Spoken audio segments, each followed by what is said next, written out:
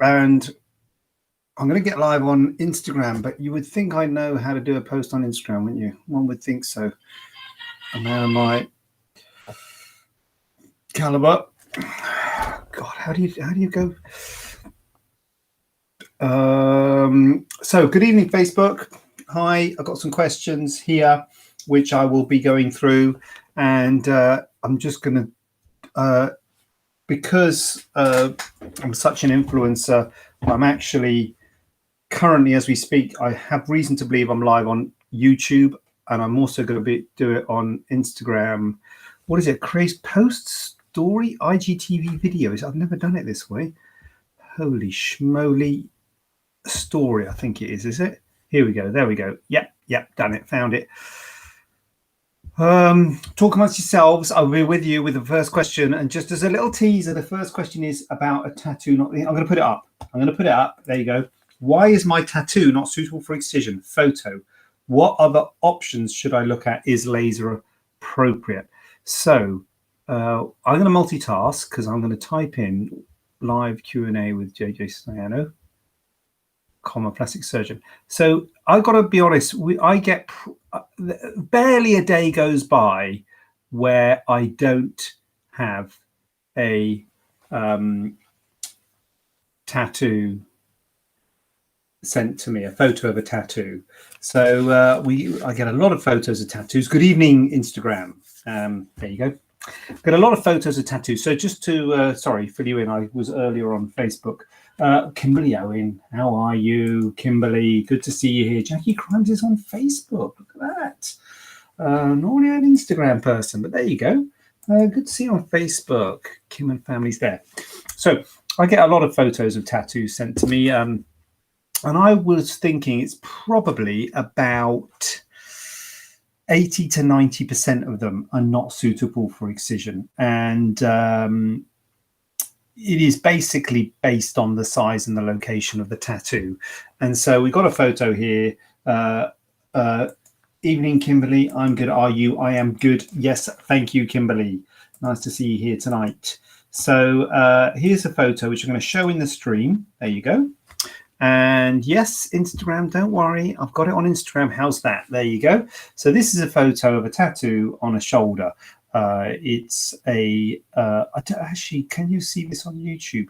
Yeah, I think you should be able to see it on YouTube. Anyway, it's quite a large tattoo on the shoulder. And the two things that you've got to look at when you're looking at removing a tattoo are the size and the location. So this is fairly large. I should actually also say, I'm going to add something to that. I'm going to put three things in there, the shape as well.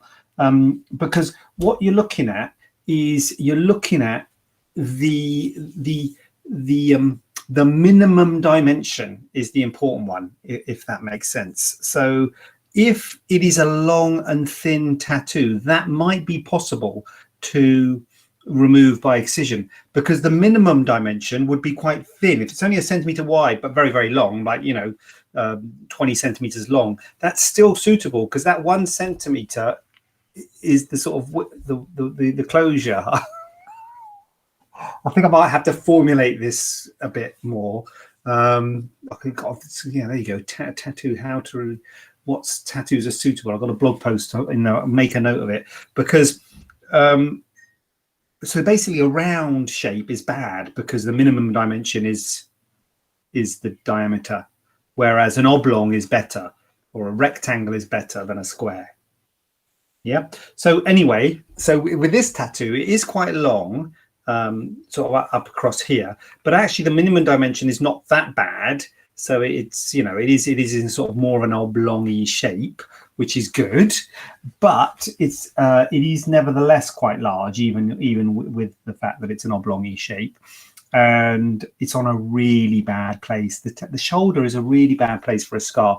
There's a very high risk of hypertrophic scars, keloid scars on the shoulder, and there's not a huge amount of spare skin. I think there is some spare skin, and it's difficult for me because, could it be excised? And often it could be excised.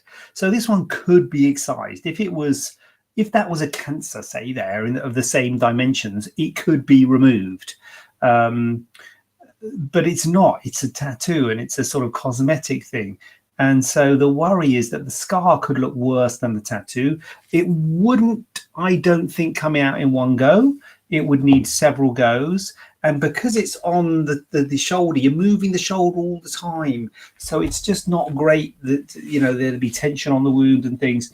So I would say that would need maybe 4 goes, general anesthetic probably, or local and sedation. You know, you couldn't do it under pure local. It's quite a big area, or at least it'd be a push to put it under pure local, and leave a massive, great long scar.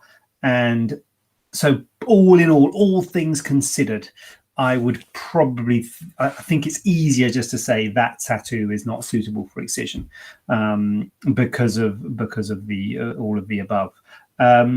So what option should I look at is laser appropriate? Yeah, I mean, to be honest with you, I always say first line with tattoos is laser. So I think, you know, pretty much the majority of patients that I see have actually at least considered laser. And I think, you know, if laser works, there are a lot of good things about it compared to excision, because obviously excision leaves you a big scar, whereas laser would not leave a scar and just often leaves a sort of mark, maybe leaves a sort of ghost of where the tattoo used to be. And sometimes you see somewhere that looks like it's completely gone. So laser would be appropriate. And it is good that it is black, which is good.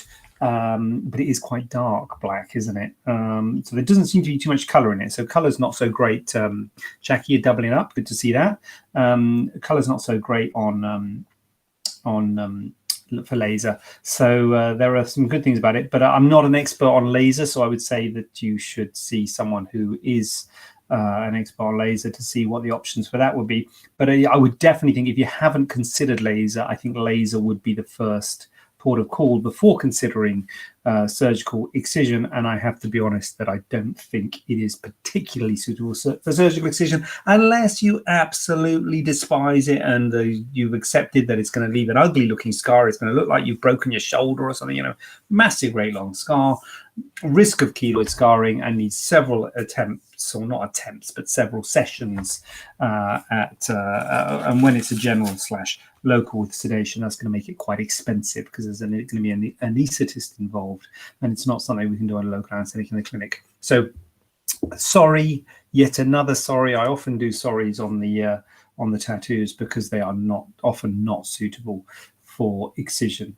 So I think this one is just a little bit too big in a bad location. So now I've got to work out how to get the photo off. Stop sharing. Oh, that was easy. And hide. Oh, there you go. Okay, you go. Khan says hello. Hello, Khan. Nice to see you. And Nick says hashtag Ask JJ. Just getting the hashtag in there randomly without even asking a question. So that's to be commended, Nick. Thank you for that. Thank you for helping us get the hashtag Ask JJ trending, which is, you know, what's going to happen, surely. Oh, look, Connie's asked a question. Connie Gray, why does a consultation cost so much? Oh, Connie, it's funny you should say that. Connie, are you that almost makes me think you're a, what's the word? Someone that I put in to ask the question.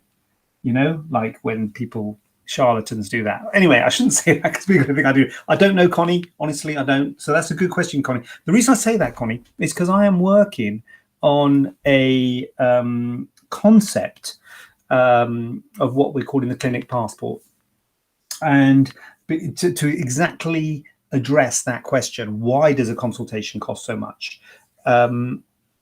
So a consultation with me is £200, with Kurum or Azam is £100. This is for a major, no, not rude at all. It's a great question. This is for a major procedure like a breast augmentation or something like that. We also do £35 sort of virtual things where we have a chat basically. But yeah, essentially it's £100 or £200 for a minor procedure, in terms of the fact that it'd be a local anesthetic case like a mole or something like that, what we normally do is ask for £100 where we do a see and treat setting. But if you don't have the procedure done, then we refund the consultation fee. So essentially, it's not really a consultation fee, we refund the £100, the deposit. So essentially, there's no consultation fee for a mole or a cyst or what have you.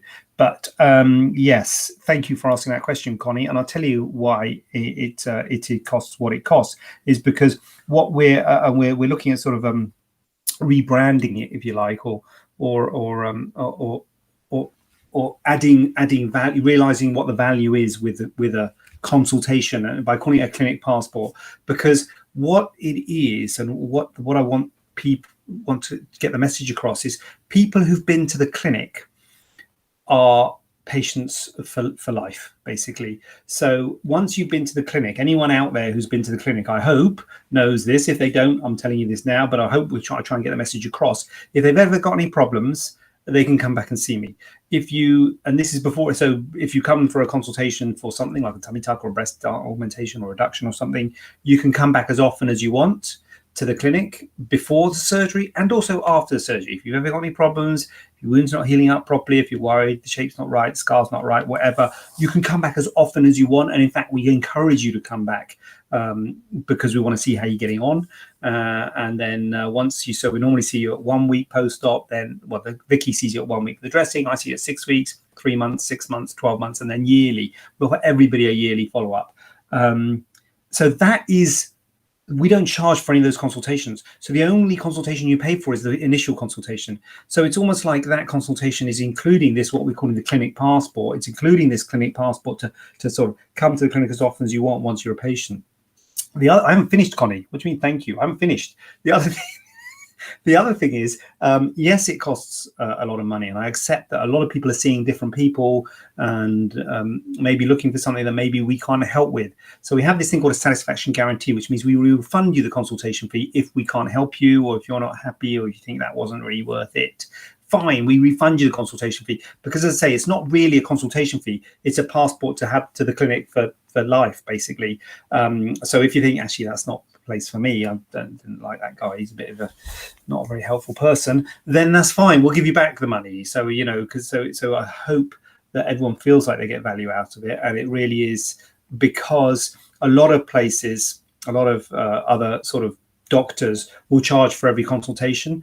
If you go back another year, 5 years, 10 years, they'll charge you again. The other thing is we don't charge if you come back for a different problem as well. So that's why we're sort of making it clear in terms of this clinic passport. The clinic is open to you. So if you come for breast implants and you want a tummy tuck in a couple of years, you come back, you don't have to pay another £200. You come back, it's free. You know, you don't have to pay for any consultations, even if it's for something unrelated to the initial thing. And we also offer free consultations to anyone that you, any friend or family or anyone that you recommend to us. So that's what the consultation sort of covers, if you like, rather than just saying it's £200 for an hour with me. It's £200 for as many consultations as you want or you need before or after surgery, as well as for different procedures, as well as if you refer a friend or what have you, they will get a free consultation. So it's about trying to I know it sounds a lot, doesn't it, when you say it's £200 for a consultation? Like, flipping it, £200 for an hour of his time, God, he must be rolling in it. But it's a lot of the consultations that I do are follow-up consultations for people who I've already seen. So obviously all of those are not charged for. That's a good question, Connie, thank you for asking that. And as I say, I'm writing up, in fact, it's going to be the lead article of the newsletter, I believe. So that is what we're trying to get out to patients. And I hope patients already know that they've all got, access to it. But that's it. Yeah. I should have taped that and then wouldn't have to write the article. I've written it already, actually. Letitia Jeffrey. Hi, how long before surgery do I need to stop smoking? Good question, Letitia. So the answer to that question is, first of all, what surgery? So I'm assuming it's a bigger thing like a tummy tuck or a mastopexy or a breast implants, rather than a mole or a cyst or something like that. So if it's a minor procedure, we don't really I mean, it's always good to stop smoking, really, but we don't really make a big deal of it if it's a small mole on your face or something like that. But certainly for a bigger operation, certainly for something that you're going to be closing tight, like a mastopexy or a breast lift, it is essential that you stop smoking. Ideally 6 weeks beforehand. That is the ideal. But if the really essential time is from the day of surgery to 2 weeks afterwards, that's the healing time. So if you smoke in that time, you're going to reduce the blood flow to your skin and increase your risk of wound healing problems. And it can be an absolute disaster if, as I say, you're having one of those tight closing operations like tummy tucks, breast lifts, facelifts. I don't do facelifts, but it's the same concept. Anything that's sort of tight is bad news. So 6 weeks ideally. It's essential for the 2 weeks from the date of surgery to 2 weeks afterwards. That's my thing, Natisha. I don't know if you're my patient. So if you're not my patient, you better check with your surgeon, because that's my it's not sort of written in stone. That Kimberly, can't wait for my surgery. I can't wait either, Kimberly. Not long now. Donatella, but the £200 is a one-off fee. It's very thorough and you never have to pay again. How many times I contact you? There you go. What Donatella said. So yes, it does seem like a lot when it's an upfront fee, but it's sort of like an upfront cost, which sort of covers you for the future, so you don't have to keep on paying. So that's the point that I'm trying to get across with the fact that it seems like a lot for a consultation fee. Kimberly Owen, me. Is that me? Me surgery? Me? Yeah. I came back a number of times. Donatella came back a number of times, and I've had an amazing aftercare for everything.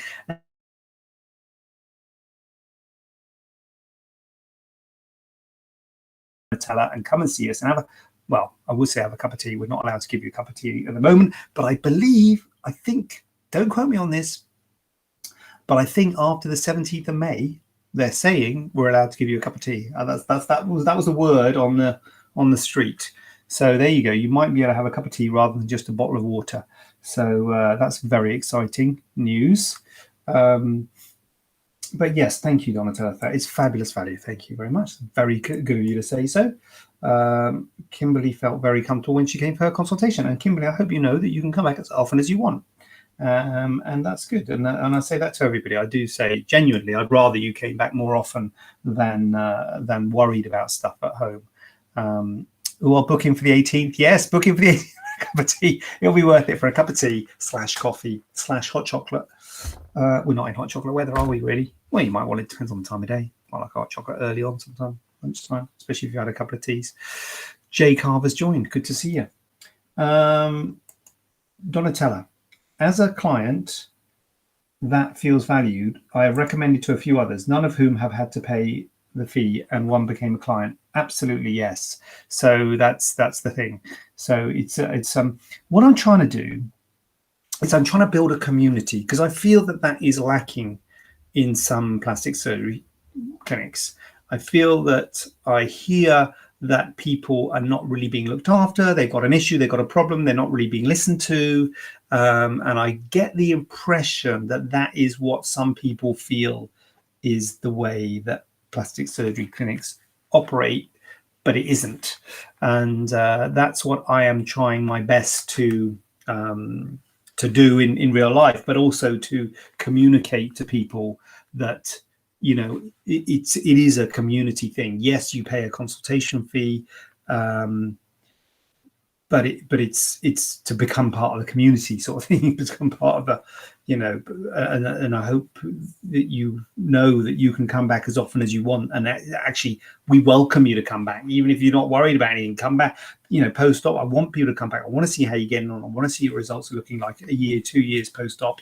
You know, I want to see the results of my work. So yeah, that is the ethos, and that is why we're trying to get it across that it's not sort of like a consultation fee that you have to pay sort of every time. It's as I say, a passport to the clinic.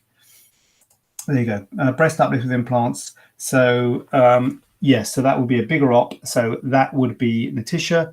If you are a smoker, I don't believe you're my patient, because it is a absolute uncategorized disaster to be smoking with having a breast lift with implants. It is absolutely insane. So don't, for God's sake, please stop smoking. As I say, I don't think you're my patient, so you better go with what your surgeon says. But I think most surgeons would say that smoking is a contraindication to surgery. I would go as far, and I think a lot of us would go as far to say it's an absolute contraindication to a breast uplift with implants. And what that means is that if you can't stop smoking, you've got to be true to yourself. So, look, you know what? I can't stop smoking. I've got to smoke. Don't have the surgery, and we do that sometimes. And, we do that in the NHS sometimes to say, look, these big breast reductions, say, look, if you can't stop smoking, you're not going to do the surgery. And everyone says, oh, that's terrible. You're rationing, you're discriminating against smokers and everything. But the same is true in the private sector. So it's not about rationing surgery. It's not about we only can operate on some people and we're going to neglect the smokers. It's nothing to do with rationing. It's nothing to do with that. It is to do with getting the best result possible. And as I say, you can have really bad complications. And if that wound doesn't heal up, particularly with the breast lift, because it's closed tight, if that wound doesn't heal up, if you get any infection, if that infection then gets to the implant, you have to remove the implant. So that is a nightmare, and that is a big deal. And that is something we really worry about in anyone. But in a smoker, yes, it would be increased worry. And so I would say that if you can't stop smoking, I would advise you not to have the surgery. So it is absolutely essential, Tisha. But as I say, make your surgeon, ask your surgeon specifically about that. But it is, I would strongly advise you to either stop smoking or delay your surgery until you can stop smoking. Kimberly, what about gin and tonic? Kimberly, we haven't even got the tea yet. Okay, we haven't even got the tea and coffee yet. So gin and tonic, I think that's pushing it a bit. But yeah, we'll start with the tea and coffee. Michelle Monday, do you need to be under a certain BMI for a tummy tuck? Ideally, well, what I normally say is the most important thing is that you're happy and stable with your weight. If you're not happy and stable with your weight, regardless of your BMI, you shouldn't have body contouring surgery. Body contouring surgery being things like tummy tucks, breast lifts, arm lifts, thigh lifts, etc. So you shouldn't have it if you're not happy and stable with your weight. So you really need to get to a stable, sustainable weight, because if you have any surgery to contour your body, and then you go on and have weight fluctuations, significant weight fluctuations. I know we all live a life and we're all going to weight fluctuate. Is that a word? Fluctuate in our weight. But if you're going to have significant weight fluctuations after surgery, you can affect the result. Meaning that if you have, say, a tummy, was it a tummy tuck? Yes, a tummy tuck. So if you have a tummy tuck and you put on weight, it will stretch the skin again, even though you spent thousands of pounds. Similarly, if you have a tummy tuck and then you lose weight after the tummy tuck, you might be left with some hanging skin, because that's the reason you had a tummy tuck in the first place. Or one of the big reasons for needing a tummy tuck is due to significant weight loss, because the fat goes, but the skin doesn't recoil. So if you have a tummy tuck and then you lose weight, the skin won't recoil and you might be left with some redundant skin. So you need to be happy and stable with your weight, regardless of BMI.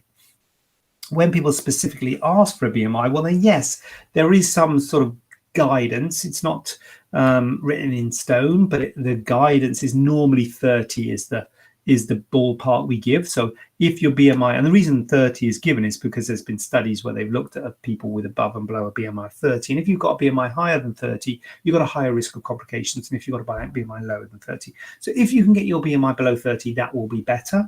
But even if your BMI is below 30, if you still want to lose weight, you're better off delaying surgery until you can get your BMI to a place where you want to be. Just because it's below 30 doesn't mean you should go ahead have surgery then, because as I say, if you can lose a bit more weight, then we might be able to take some more skin away and make it tighter. So yeah, happy and stable, number one, ideally below 30. And then similarly, some people have got huge weight loss, have had a BMI of 44 or something, and then got down to 32 or something. So there are circumstances where we will do a BMI above 30, particularly when people have lost a lot of weight and maybe it's not realistic to continue losing weight down to below 30, and they're happy with their weight as it is. Now, you'd have to advise them there's an increased risk of complications, and if they did lose weight afterwards, they'd have potentially an adverse effect on the result. But so you can do it on a BMI less than 30, but 30 is the ballpark. Long way of answering that question. Debbie RS, I'm new here. Where are you based, please? I am based, Debbie RS, in Edgbaston in Birmingham. In Birmingham, in Edgbaston, it's sort of like near Five Ways, if you know that. It's pretty central. Yeah, there you go. So thank you very much, love. Well, thank you, Natasha, and good luck with the smoking cessation. Michelle, can you have a tummy tuck with breast reduction at the same time? Yes, Michelle, you can. It's known as a mummy makeover. Any sort of combination of a tummy and a breast procedure is known as a mummy makeover. They, for a long time, or not, I'll say a long time, for the last sort of 6-7 months, we have not been doing them because of the COVID and because we've been trying to avoid doing longer operations. Restrictions are relaxing over in many ways, and so these things are starting to be done again, but it is sort of like a case-by-case basis, Michelle. So surgically, it's absolutely fine to have a tummy tuck and a breast reduction, although I've got to be saying that's a big op. Having both is a big deal, and we can talk about that. It's called a mummy makeover. I've done a blog on it about mummy makeover 1 op or 2, I think it's called, because some people say stage it, do one and then the other, because it is a lot to go through, but it suits some people to get it all done in one go. So surgically, it's absolutely fine. The COVID has made us, given us some restrictions, although we are starting to do these sorts of things again, but it's a bit more of a case-by-case basis, and we're sort of phasing it in a bit. So yeah, hopefully that will become better. That'll become more commonplace as time goes on. Yes, infection. Yeah. Emma Lou, I have my consultation with you next week, and I stopped smoking 2 weeks ago. Well done, Emma Lou. So I can have my surgery done, and you don't tell me off.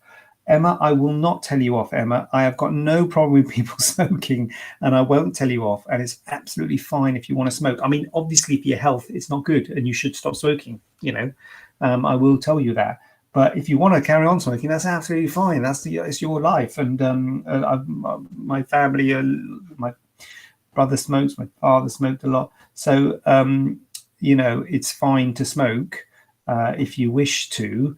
But it's just that if you want to have surgery, it's a problem. So I won't tell you off, Emma. But anyway, you've given up. So there you go. That's good on you. Well done. Olivia's in the house. Evening JJ, and hashtag ask JJ with no question. That's why I want to encourage this a bit more hashtag ask JJ, not even with a question. Just get the hashtag in, and then people ask. Anyway, it's good. Thank you, Olivia. Get the numbers up. Renee, I had bad reaction to dissolvable stitches. Can breast reductions be done without dissolvable sutures? I wouldn't, Renee. I wouldn't. I mean, I'd probably delve into this bad reaction because. By the way, Renee, you are on YouTube, which is pretty good, guys. We got a comment on YouTube, so thank you, Renee. It is not uncommon to have a reaction, if you like, or the stitches to sort of spit out when you have a breast reduction. There's an awful lot of dissolvable sutures, and they can, when they dissolve, they can sort of spit out and cause localized infections and cause problems. The issue is that when you do a breast reduction, a lift is always part of a reduction, and a lift means closing the skin tight. So whilst you do take away a lot of volume, you also close those skins tight to improve the shape of the breast. And when you're improving the shape of the breast, that means closing it tight.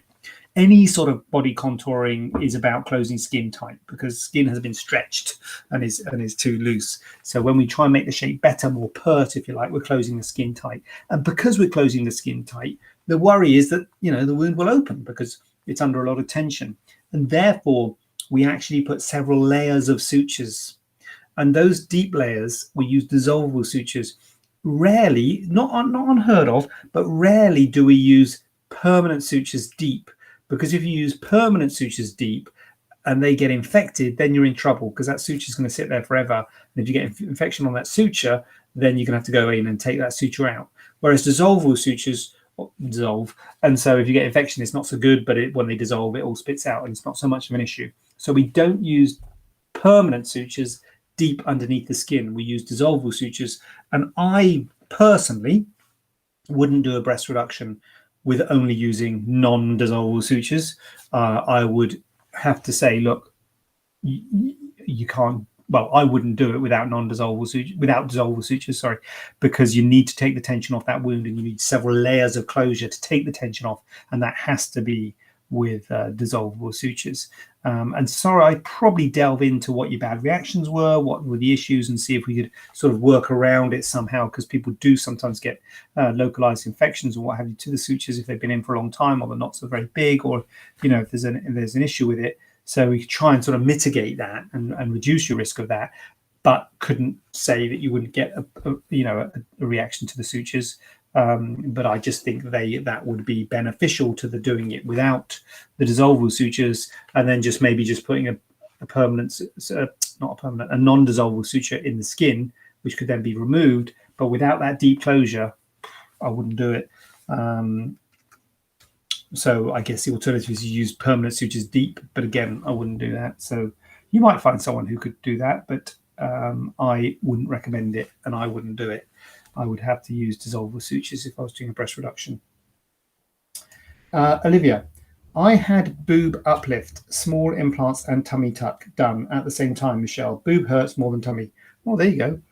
Boob uplift, small implants. Yeah, well, that's an uplift and implants. That is quite a big deal. There you go. That's Olivia. So she's had it done. Alejandra. Oh, I like that. I like that. What's it called? Emoji. Not emoji. The little picture. Anyway, I can't. Oh, there you go. I can't wait for my consultation with you tomorrow. Oh, there you go. Well, I'll see you tomorrow then, Alejandra, and we'll talk about your emoji. It's not called emoji. It's got a name, hasn't it? Bitmoji, is it? Anyway, whatever. I also stopped. I've got a load of smokers coming in tomorrow. I also stopped smoking weeks ago. Well done. Well done, Alejandra. Good on you. Misha Monday, no. No what? Breast reduction and tummy tuck at the same time. Why not? Lisa says no. Olivia says yes. Court of public opinion right there. Donna T, liking your honesty this evening and always. I was going to say, what do you mean this evening? Hope to see you again soon in sunny Droitwich Spa. Donna, have a word with your managers. Have a word with them. Because I will come to Droitwich as often as you can give me the space. I am up for it. But yes, we have got patients who are keen, and I am keen, and I'm very happy to have lists at Droitwich, and be very happy to come back down there soon. I might have one actually. I don't know. Have I? Anyway, if I haven't, let's get on it. Olivia, Avatar. Yep, good movie. That Avatar. Those blue. Is that what the woman's called? The little picture Avatar. There you go. Good. Oh wow! I bet you look fabulous. I have genuinely been looking into this for a long time. So hoping to bite the bullet soon when I get to where I want to be weight-wise. Absolutely get where you want to be weight-wise, Michelle. My private journey, bigging up Droitwich Spa. So that's nice, isn't it? I like Droitwich Spa as well. Yes, it's very nice. And it's just down the road from me as well, which is good. Jade, I've got a consultation on Thursday. Flipping out, we've got everyone who's got consultations this week here. Right, okay. What is the wait like between consultation and surgery? I'm so excited.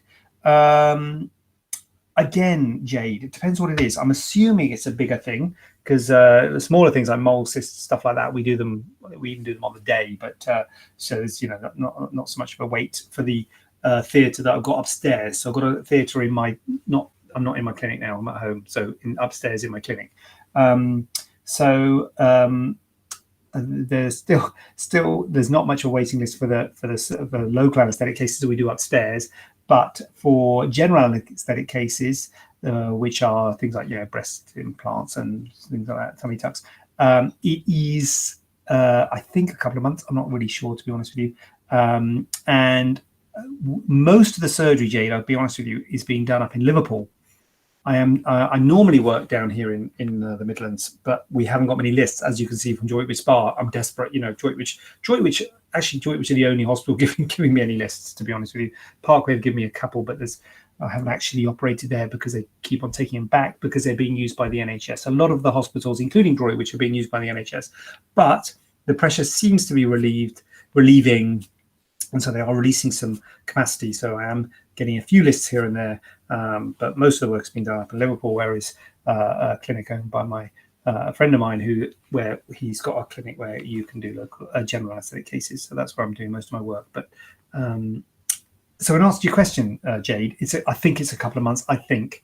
But when you come on Thursday, we'll tell you better about next dates and stuff like that. Boobs still look a bit alien to me, Olivia. Yes, Olivia. So Olivia, I don't know. So and I think it's always good to talk to your surgeon, Olivia, because I know I'm not your surgeon, so you need to speak to that. But they often do look a bit weird to start with. But work closely with your surgeon. Jade, breast enlargement. Okay, good. Well then, yeah, a few months I think it is, Jade. Rosie, do you work at hospitals near Leeds? If not, I will travel to see you wanting tummy tuck. No, Rosie. As I say, Liverpool is I normally work in the Midlands is the answer. I used to work at Priory and Parkway, 2 hospitals in the Midlands.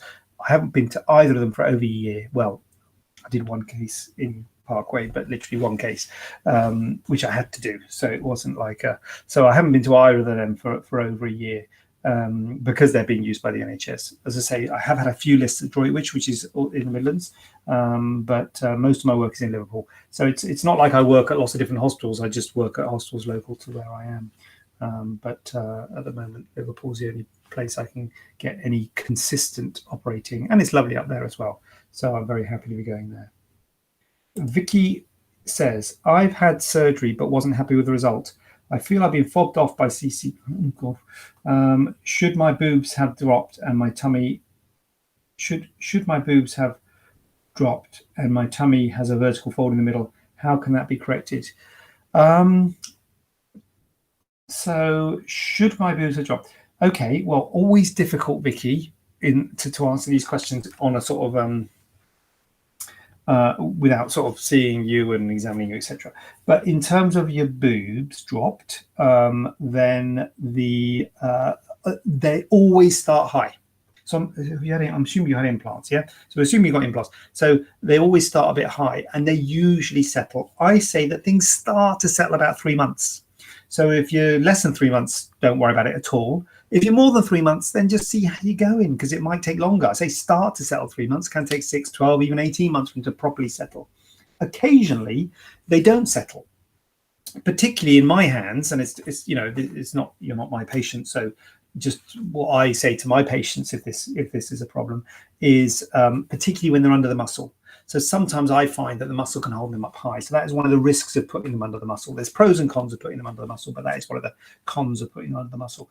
And probably I would say, Vicky, once a year, I have to lower a set of implants, and they're pretty much always under the muscle. So they always start high. They usually settle.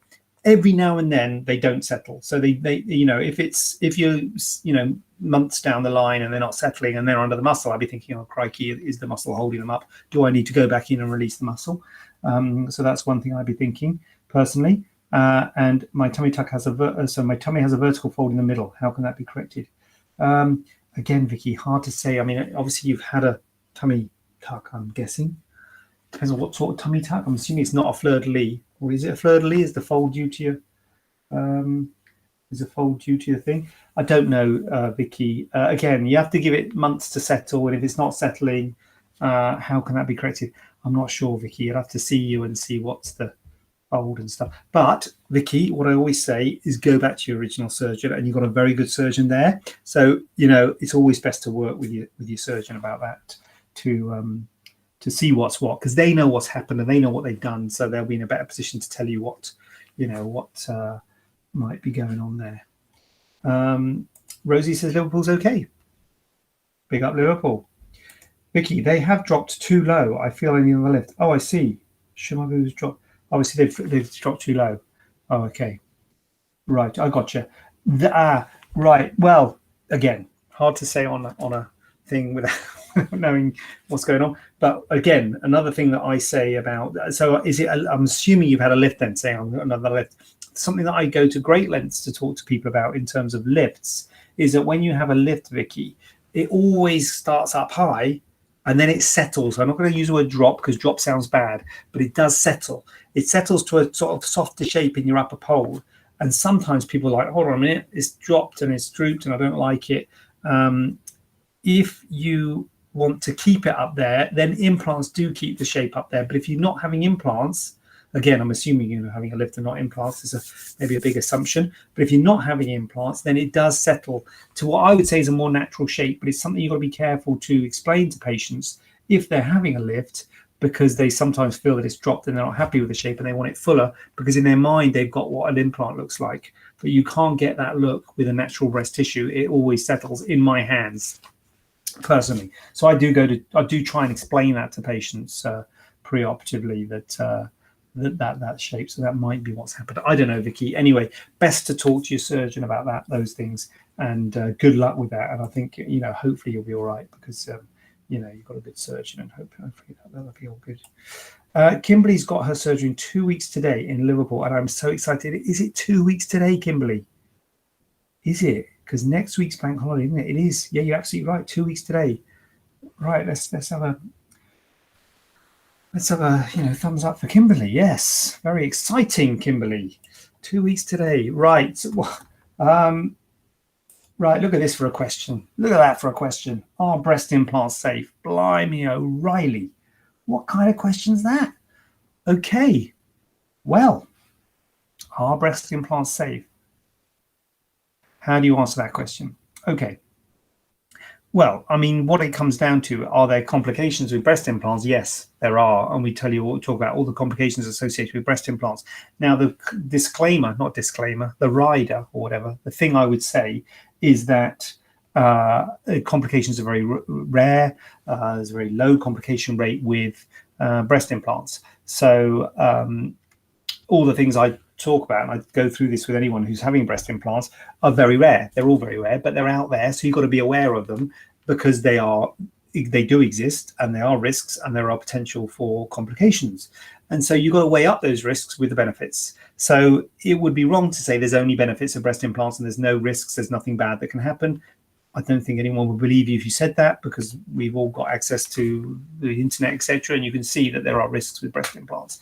So are they safe? Well, there are risks that can happen with them. You can get an infection. If you get infection, you have to remove it. That means another operation. You can get a hematoma, blood collecting inside. Again, that means another operation, going back to theatre and having it washed out. Those are the sort of early stage risks. Longer stage, the risks: rupture. The implant can rupture, less of an issue these days. They're made of cohesive gel, which means that they are like a jelly. So even if the shell ruptures, they don't tend to lose their shape, unless you have a significant trauma like a car accident or fall off a horse or something. Then the whole thing can rupture. So that's a risk later on. There's the risk of capsular contracture, which is hardening around the implant, and that can make you want to have them changed, because it can be uncomfortable. And you can also get something called ALCL, which is a cancer associated with that hardening. It's a cancer of the capsule, not breast cancer, but a cancer of the capsule. And obviously that is a risk, extremely rare. 95% of cases are cured by removing the capsule, but it is a thing and something to be aware of. There's also something called a breast implant illness, where people feel ill with implants and have to have them removed because they feel the implants have made them feel ill. So definitely there are bad things that can happen with implants, and you have to weigh up the bad things against the good things, and that is for you to know what the good things are and what the benefits are going to be to you, whether it's worth taking on those risks. So yeah. Have I answered that question? Big question there. Are breast implants safe? But that's my answer there. Kimberly, you won't see this, but on Instagram, My Private Journey says you're in great hands, Kimberly. There you go. Your check's in the post, My Private Journey. Thank you for that. Kimberly, yes, sure is infections. Nice, short, succinct comments there, Kimberly. Getting the comment count up. Very good. Thank you for that. I've heard implants need to be changed every 10 years. Is this true? No, it is not true. But I don't know where that came from, the 10 years thing. So, but they can go hard. They can develop problems. Probably the most common one is going hard, capsular contracture, and that can happen around 5 or 10 years. So I do tell people having implants to think that they might need another operation in 5 or 10 years if it goes hard and gets uncomfortable. You don't have to have it removed though. If you get a capsular contracture, which is probably the most common thing to have it to require them to be changed. As I say, you can get a rupture, but it often keeps the shape unless it's as I say, a significant trauma. So capsular contracture is probably the most common thing, which is hardening and making the implant feel uncomfortable. But you don't have to have it changed. If it's not that uncomfortable, if it doesn't feel too bad, I say to you, look, leave it as long as you can. Because when you have another implant, you can remove that capsule and put a new set of implants in. But when you do that, you create more scar tissue and another capsule comes quicker second time round.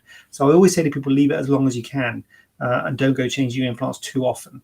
So by all means, get things checked out and come and see us if you've had your implants in 10 years. Just to say to you earlier, come back to the clinic. I'll see you, I'll examine you, see what's what, talk to you about pros and cons, what to look out for, etc.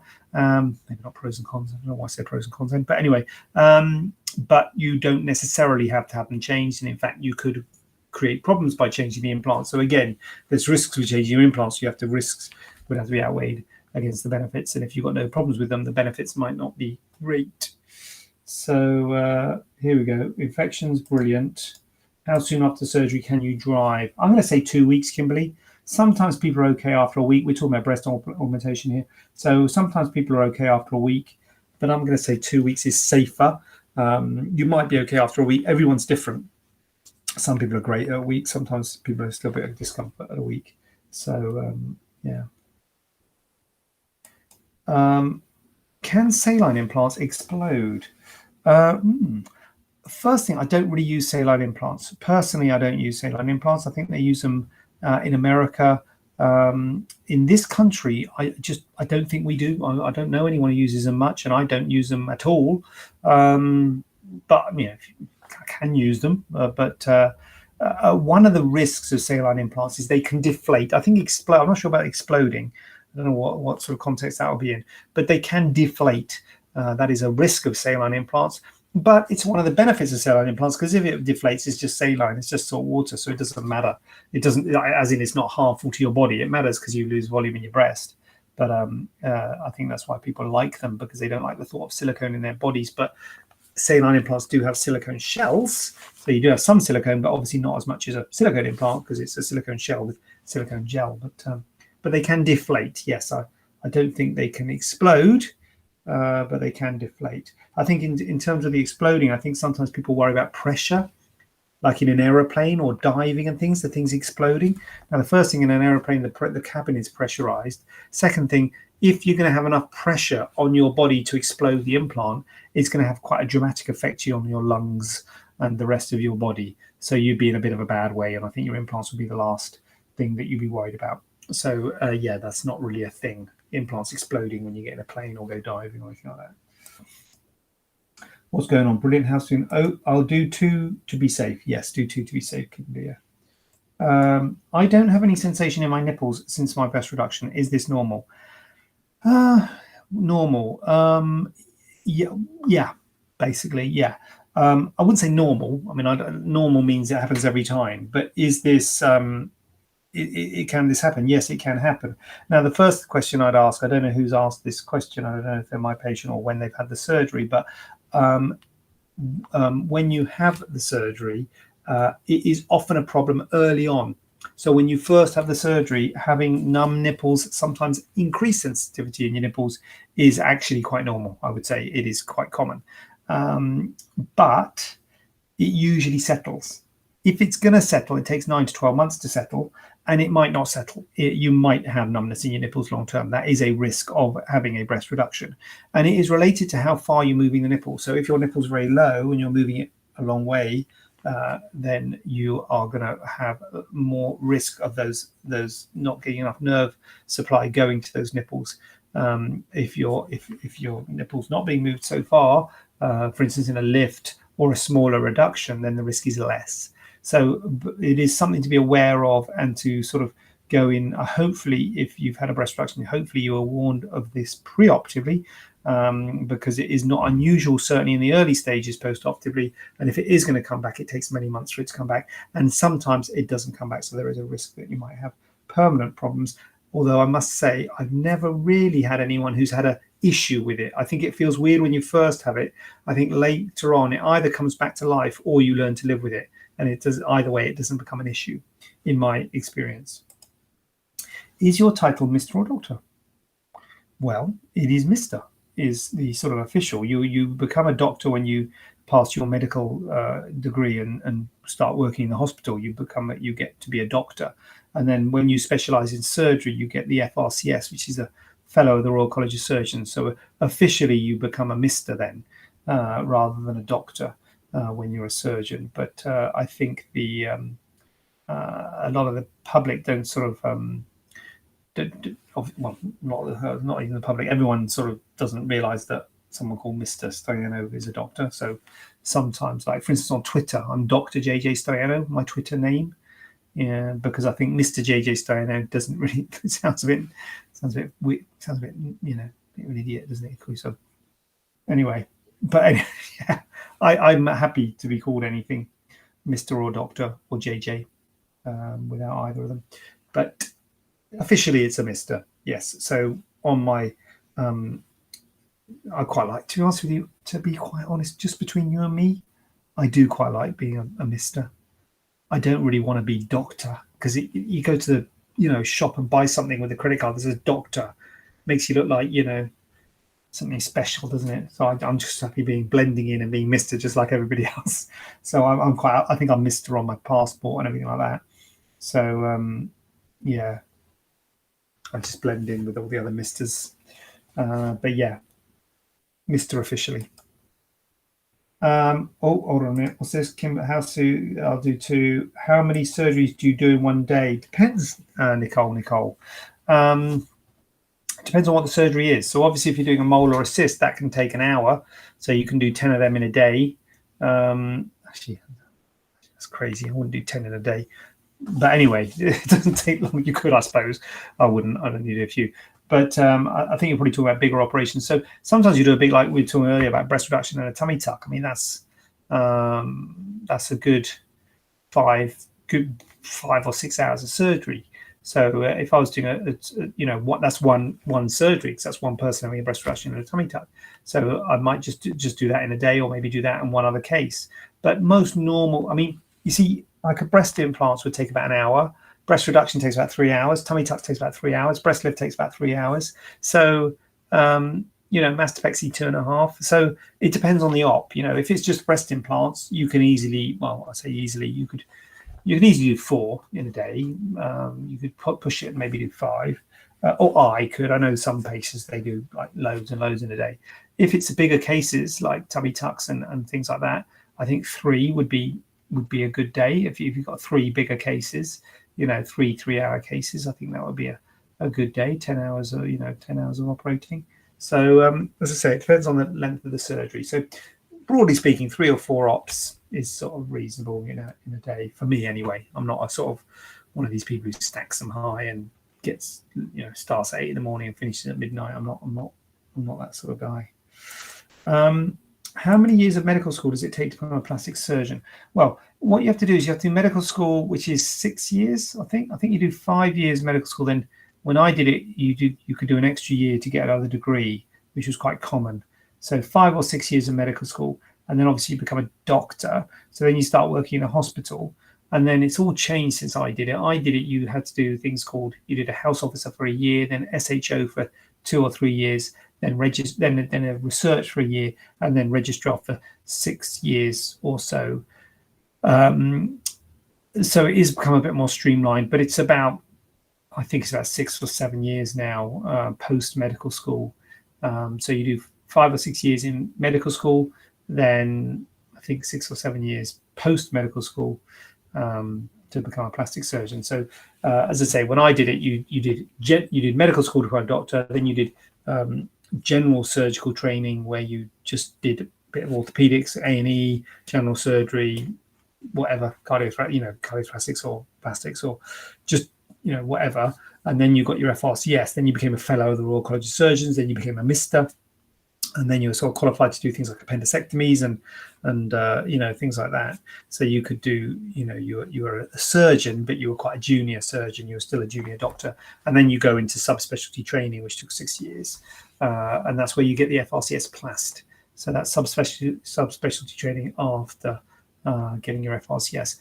I think it's all changed now that they're doing it sooner, but broadly speaking, it's ages, basically, like 10 years. So what year? 30, I don't know, late 30s or something by the time you finish it all. And you've got all exams all a long way, and then you've got exam at the end of it all. So you're in your late 30s and you've still got exams, and you're trying to get this FRCS Plast. You have to do an exam where you have vivas and you have to get examined, you get patients and all that sort of stuff. So it's a long haul, to be honest with you. It is a long haul. That's why I look like this. There's salt and pepper. Yeah, lost it all. Long haul, that's what it is. Right, hashtag last question. This is the last question I got on the books. So after this question, I'm out on the books. How likely are stretch marks after an enlargement? I know it can be individual, but I never see them on your photos. Yes, well, that's because I can't say I never get them, because I have got them. And I think I used to say 2 patients, but I think I saw someone a while ago, it's probably a year ago or so, who had them. So it might be 3 patients. But then I saw one of the patients, one of the 3 came back and they got better. But still, I'm going to say 3 patients. So it's not common. It is not common. I think people will do worry about that, and it's not common.